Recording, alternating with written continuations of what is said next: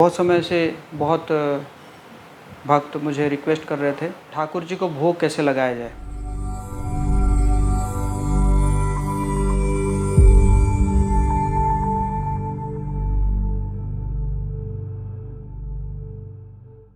हरे कृष्णा भक्त लोग।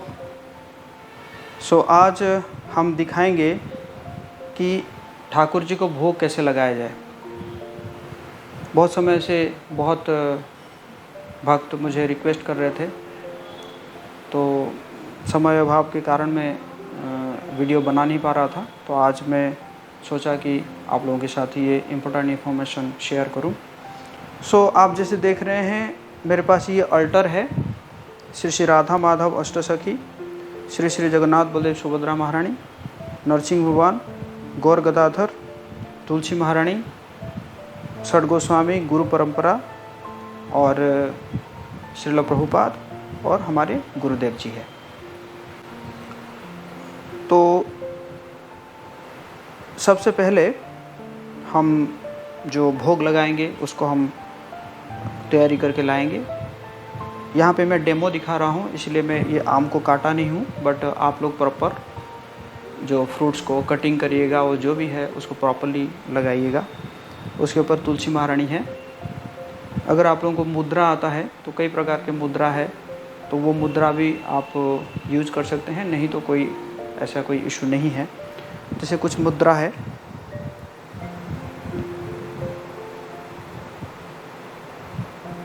तो इस प्रकार कुछ मुद्रा से शुद्धिकरण किया जाता है। आचमन अगर आपको आता है तो आप 24 आचमन कर सकते हैं। अगर 24 आचमन नहीं आता है तो कम से कम 3 आचमन आप कर सकते हैं, जो कि ओम केशवाय नमः, ओम नारायणाय नमः, ओम माधवाय नमः। तो आचमन पात्र 2 होना चाहिए। एक आचमन पात्र आपके लिए, जीव तत्व के लिए, और एक आचमन पात्र जो है विष्णु तत्व के लिए। तो भोग मेरा यहाँ पे तैयार है। अभी मैं क्या करूँगा कि हमारे जो गुरुदेव है उनको पहले आसन में बिठाऊंगा। इदम आसनम श्री गुरवे नमः। जो ब्राह्मण इनिशिएटेड है वो बीज मंत्र लगा सकते हैं गुरवे नमः से पहले। और उसके बाद एक हम पुष्प ऑफर करेंगे, ऐसो पुष्पांजलि श्री गुरवे नमः। अब भोग लगाने से पहले हमें ध्यान देना होगा कि हमारे जो ठाकुर जी है उनको में बिठाएंगे। तो भोग लगाने का कॉन्सेप्ट क्या है कि मैं पहले ये राधा माधव और श्री श्री जगन्नाथ बलदेव सुभद्रा महारानी को भोग लगाऊंगा। उसके बाद महाप्रसाद के रूप में मैं नरसिंह भगवान, गौर गदाधर या पंचतत्व, तुलसी महारानी, षड गोस्वामी, गुरु परंपरा, श्रील प्रभुपाद और गुरुदेव जी को ऑफर करूंगा। तो सबसे पहले मैं भोग लगाऊंगा। तो भोग लगाने से पहले हमें आसन देना होगा। तो आसन अगर है तो है, नहीं आसन है तो हम फूलों से भी आसन बना सकते हैं। जैसे मेरे राधा कृष्ण और श्री श्री जगन्नाथ बलदेव सुभद्रा महारानी 5 आसन में बनाऊंगा। 1 2 3 4 5 आसन तैयार है। तो मैं आसन दूंगा, उसके बाद उनके चरण धोऊंगा और उनको आचमन कराऊंगा, फिर मैं भोग अर्पण करूंगा। तो घंटी मैंने इसलिए नहीं रखा है क्योंकि घंटी की आवाज़ से जो है आप सुन नहीं पाएंगे। तो घंटी बजाते हुए आप ऐसे कर सकते हैं। तो आसन में बिठाना है। इदम आसनम श्री कृष्णाय नमः। आसन में बैठने के बाद एतत् पाद्यम श्री कृष्णाय नमः, इदम आचमन्यम श्री कृष्णाय नमः। इसी प्रकार आप श्रीमती राधारानी को भी करेंगे। इदम आसनम श्री राधाय नमः, एतत् पाद्यम श्री राधाय नमः और इदम आचमन्यम श्री राधाय नमः। उसी प्रकार श्री जगन्नाथ बलदेव सुभद्रा महारानी जी को भी आप आसन में बिठाएंगे, उनका चरण धोएंगे और उनको जो है आप उनको आचमन कराएंगे। तो अब अब ठाकुर जी यहाँ आ गए हैं, अब यहाँ देखकर फिर हम भोग अर्पण करेंगे। भोग अर्पण करेंगे, इदम नैवेद्यम श्री कृष्णाय नमः, इदम नैवेद्यम श्री राधाय नमः, इदम नैवेद्यम श्री जगन्नाथाय नमः, इदम नैवेद्यम श्री सुभद्राय नमः, इदम नैवेद्यम श्री बलदेवाय नमः। तो ये हो गया। और उसके बाद हम 4 मंत्र, गुरु प्रणाम मंत्र, श्रील प्रभुपाद जी प्रणाम मंत्र, चैतन्य महाप्रभु प्रणाम मंत्र और श्री कृष्ण प्रणाम मंत्र को हम 3-3 बार बोलेंगे। गुरु प्रणाम मंत्र, श्रील प्रभुपाद जी प्रणाम मंत्र आप जानते होंगे। चैतन्य महाप्रभु का प्रणाम मंत्र है नमो महावदान्यायो कृष्ण प्रेम प्रदायते कृष्णायो कृष्ण चैतन्य नामने गुरुते से नमः। श्री कृष्ण प्रणाम मंत्र हुआ नमो ब्रह्मणे देवाय गो ब्राह्मण हिताय च जगद्धिताय कृष्णाय गोविंदाय नमो नमो। ये मंत्र हम 3-3 बार बोलेंगे। उसके बाद जो ब्राह्मण इनिशिएटेड है वो ब्रह्म गायत्री कर सकते हैं, नहीं तो कोई इशू नहीं है।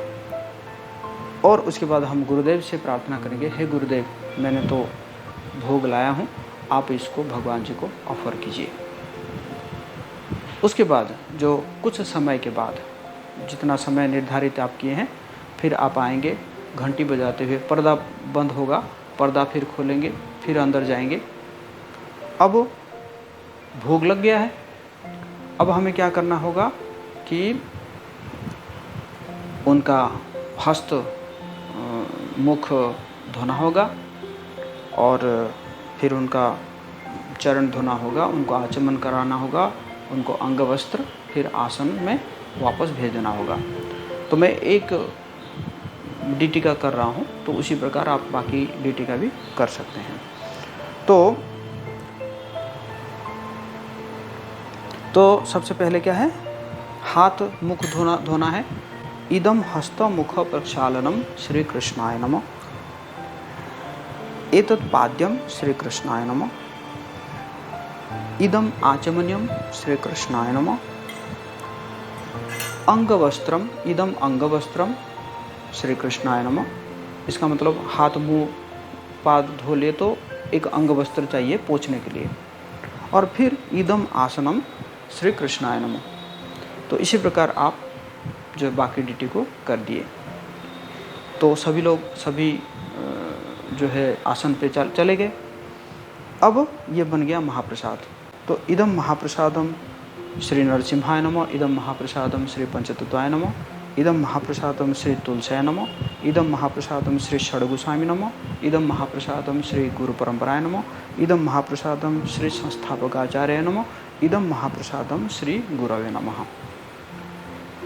फिर थोड़ा देर आपको बाहर होना पड़ेगा और फिर आप उसके बाद जब वापस जाएंगे, अब क्या करना पड़ेगा, जो सबको आचमन कराना पड़ेगा। इदम आचमन्यम श्री नरसिम्हाय नमः, इदम आचमन्यम श्री पंचतत्वाय नमः, इदम आचमन्यम श्री तुलसाय नमः, इदम आचमन्यम श्री षड्गोस्वामी नमः, इदम आचमन्यम श्री गुरु परंपराय नमः, इदम आचमन्यम श्री संस्थापकाचार्य नमः, इदम आचमन्यम श्री गुरवे नमः। अब ये कंप्लीट। अब जो है आप भोग को वहाँ से हटा सकते हैं और फिर उस जगह को आप क्लीन करा सकते हैं। तो ये है कंप्लीट प्रोसेस। तो आप लोगों को कोई क्वेरी हो, कुछ पूछना है तो आप कमेंट बॉक्स में पूछ सकते हैं। अगला वीडियो में मैं बताऊंगा कि आरती कैसे किया जाए। हरे कृष्णा।